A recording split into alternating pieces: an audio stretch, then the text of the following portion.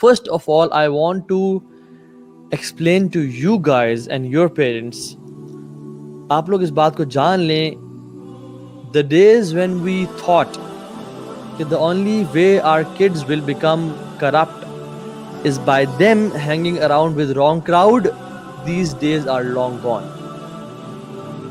جب ہم سوچا کرتے تھے, جب ہم سوچتے تھے کہ ہمارے بچے صرف اس چیز سے کرپٹ ہو سکتے ہیں کہ وہ جب باہر کے برے کراؤڈ سے, برے لوگوں کے ساتھ ہینگ آؤٹ کریں گے, صرف اس چیز سے کرپٹ ہوں گے, these days are long gone. وہ کب کے چلے گئے ہیں. They are inside and outside of the home, of the house at the same time. Why? Because of this thing. اب وہ بات چلے گی کہ you go out and you get corrupt, or you sit with wrong people, you become corrupt. No, when you have this, you can become corrupt even if you are sitting in your own home, even if you are sitting in your bedroom. اللہ کے نبی کی حدیث ہے, المرء علی دین خلیلی فلینظر احدکم من یخالل, کہ ہر بندہ اپنے دوست کے دین پہ ہوتا ہے تو اس کو چاہیے کہ وہ دیکھے کس کے ساتھ ہے.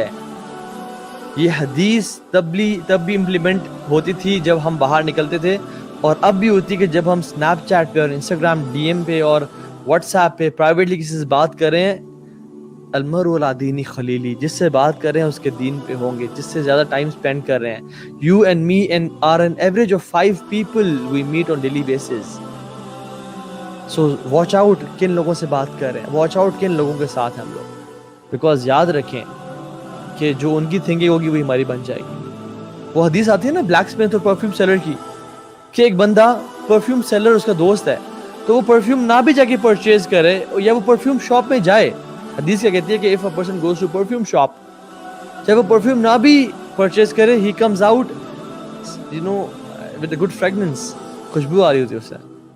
لیکن ایک بلیک اسمتھ ہے, اس کے پاس جائے, اپنے ہاتھ بے شک گندے نہ بھی کرے تو وہ دھواں اور گرد و غبار اس پہ اڑ کے لگتا ہے. This is the example of a good company and a bad company. عبداللہ بن مسعود کہا کرتے تھے رضی اللہ عنہ, لا تصحب الا من اعانک علی ذکر اللہ, اس بندے کو اپنا دوست ہی نہ بناؤ, اس بندے کے ساتھ ہی نہ بیٹھو جو آپ کو اللہ کا ذکر, اللہ کی یاد نہ دلائے.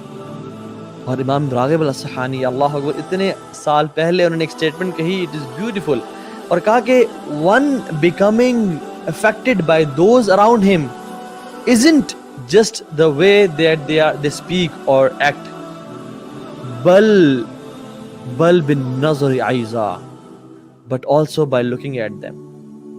So امام راغب کیا کہتے ہیں الاصفہانی رحمہ اللہ, کہ ایک بندہ جو کرپٹ ہوتا ہے وہ صرف اس لیے نہیں ہوتا کہ وہ لوگوں کے پاس بیٹھا ہوا ہے اور ان کی باتیں سن رہا ہے, یا ان کو جو ہے نا کرتے ہوئے, یا تو جو بول رہے ہیں ان کے ورڈ دیکھ رہے ہیں, بلکہ ان کو جو وہ آبزرو کر رہا ہوتا ہے. بل بالنظر ایضا, یعنی even he becomes corrupt by looking at them. So that is where this comes. Even if we watch, BTS or any filth on this world, we become corrupt through our eyes. اور جتنے زیادہ ہم اپنے out پٹس کھولیں گے, اپنی آنکھیں, اپنے کان, اپنا منہ, اپنا سب کچھ, اپنا دل کے دروازے, اتنے زیادہ ہم filth grab کریں گے. Why all of a sudden a daughter wants to dress like, Lady Gaga? Why all of a sudden my son wants to smoke and talk and walk like